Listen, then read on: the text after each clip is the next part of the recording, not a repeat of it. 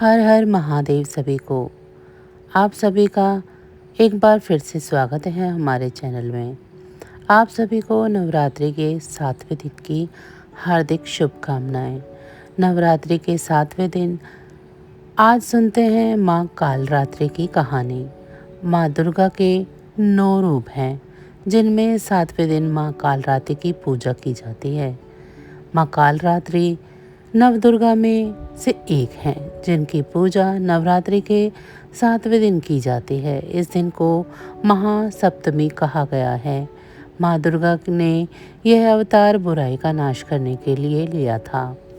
उन्होंने इस अवतार को धारण करके शुभ निशुंभ और रक्तबीज जैसे दानवों का वध किया था। आइए सुनते हैं माँ दुर्गा के कालरात्रि स्वरूप की कथा। माँ दुर्गा के इस रूप को सबसे शक्तिशाली माना गया है।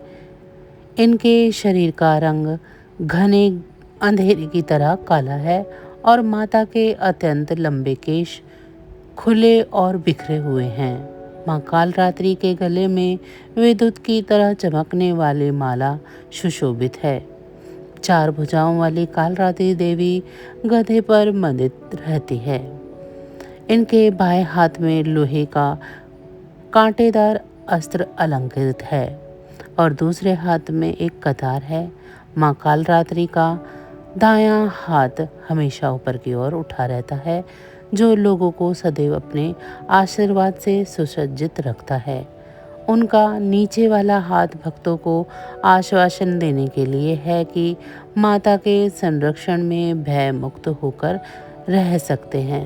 माता को गुड़ का भोग बहुत प्रिय है और उन्हें लाल रंग के वस्त्र और रात रानी के फूल बहुत प्रिय हैं। एक बार दैत्य शुंभ निशुंभ और रक्तबीज ने अपना आतंक तीनों लोकों में फैलाना शुरू कर दिया था। उस वक्त देवगण भगवान शिव के पास आ गए। जब भगवान शिव ने सभी देवताओं को चिंतित देखा तो उनसे उनकी चिंता का कारण पूछा। तब देवताओं ने भगवान शिव से कहा, हे भोलेनाथ, तुम शुंभ निशुंभ और रक्तबीज नाम के दानवों ने अपने उत्पात से हमें सभी को परेशान कर रखा है। कृपया हमारी मदद करें। यह सुनते ही भोलेनाथ ने अपने समीप बैठी माता पार्वती की ओर देखा और उनसे उन दानवों का वध करने की प्रार्थना की। भगवान शंकर की बात सुनकर देवी पार्वती ने उनके सामने नतमस्तक होकर उनका आशीर्वाद लिया और वहां से जाने की आज्ञा मांगी और दानवों का वध करने को निकल पड़ी। माता पार्वती ने दानवों का वध करने के लिए माँ दुर्गा का रूप धारण किया।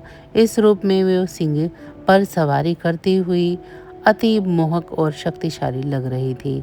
माता को देखकर सभी राक्षस अचंभित हो गए।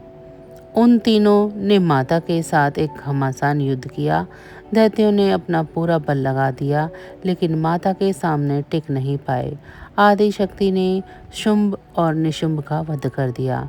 इसके बाद माँ ने रक्तबीज के साथ युद्ध करना आरंभ कर दिया। रक्तबीज कोई मामूली दानव नहीं था। उसने कठोर तपस्या करके ब्रह्मा जी से अमर होने का वरदान हासिल कर रखा था। ब्रह्मा जी ने उसे यह वरदान दिया था कि जब भी कोई उसे मारने का प्रयत्न करेगा, तब उसके शरीर से निकली हुई एक भी खून की बूंद जैसे ही धरती को स्पर्श करेगी, वैसे ही अनेक रक्त बीजों का जन्म हो जाएगा। इसी वरदान के अनुसार जैसे ही माता ने उस पर प्रहार किया, उसकी खून की बूंद धरती पर गिरी और बहुत से रक्तबीज प्रकट हो गए। उसी क्षण माता ने कालरात्रि का रूप धारण किया। माँ दुर्गा के शरीर से ऊर्जा का संचार हुआ और माँ कालरात्रि का निर्माण हुआ। भले ही वह दानव बहुत शक्तिशाली था, लेकिन माता से जीत पाने का सामर्थ्य उसके अंदर नहीं था। महाकाल रात्रि ने रक्तबीज को अपनी कटार से मार गिराया और जैसे ही उसके शरीर से खून बहने लगा, उन्होंने उस रक्त को अपने मुंह में भर लिया। माँ कालरात्रि की पूजा सप्तमी के दिन करने का एक बहुत बड़ा कारण है। कहा जाता है कि 6 दिन देवी की पूजा करने के बाद 7वें दिन हमारा मन सशस्त्र चक्र में स्थित होता है। इस चक्र में हमारा मन सबसे साफ और शुद्धि में स्थित होता है। इस वक्त कालरात्रि की पूजा करने से हमें ब्रह्मांड की सभी सिद्धियां प्राप्त होती हैं और सारी असुरी शक्तियां हमसे दूर भागती हैं। माँ कालरात्रि की आराधना करने का मंत्र है ओम देवी कालरात्रि नमः। इस जाप से सारी मनोकामनाएं अवश्य ही पूर्ण होगी। इस मंत्र का मतलब है कि ओम के समान निर्विकारी माँ कालरात्रि दुख रूपी अंधकार का नाश करने वाली हैं। दुष्टों और राक्षसों का अंत करने वाली माँ हम सभी का कल्याण करें। देवी कालरात्रि का यह स्वरूप शुभ फल देने वाला है, इसीलिए इन्हें माँ सुकुम्भरी भी कहा गया है। अब मैं आपको बताती हूँ माँ कालरात्रि की पूजा विधि। माँ कालरात्रि की पूजा के लिए सुबह जल्दी उठकर स्नान करके साफ वस्त्र पहने देवी कालरात्रि की पूजा करने का संकल्प लें। मंदिर को गंगा जल से शुद्ध करें और पूजा स्थान पर माँ कालरात्रि की प्रतिमा या चित्र स्थापित करें। घी का दीपक जलाएं और माता के जयकारे लगाएं।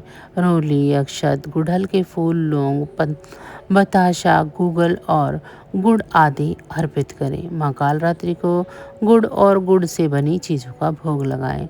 माता की आरती करें, कथा सुने। आप दुर्गा चालीसा या दुर्गा सप्तशती का पाठ भी कर सकते हैं।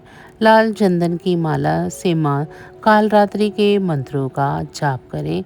माँ कालरात्रि को गुड़ का भोग बहुत प्रिय है, इसीलिए उन्हें गुड़ या गुड़ से बनी चीज़ों का भोग ज़रूर लगाएं।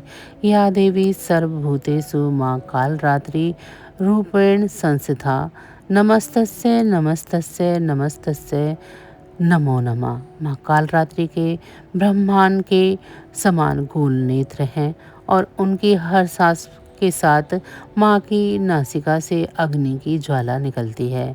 अपने चारों हाथों में खड़क, लोहे का अस्त्र, अभय मुद्रा और वर मुद्रा किए हुए माँ अपने वाहन गधे पर सवार है।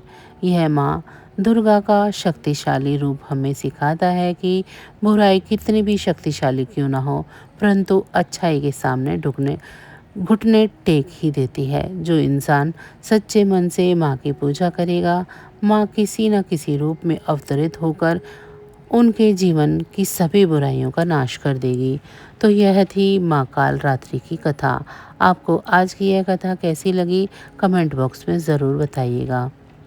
वीडियो अच्छी लगी हो तो लाइक ज़रूर करें, साथ ही हमारे चैनल को ज़रूर सब्सक्राइब कर लें। आप सभी का बहुत बहुत धन्यवाद। जय माँ काली।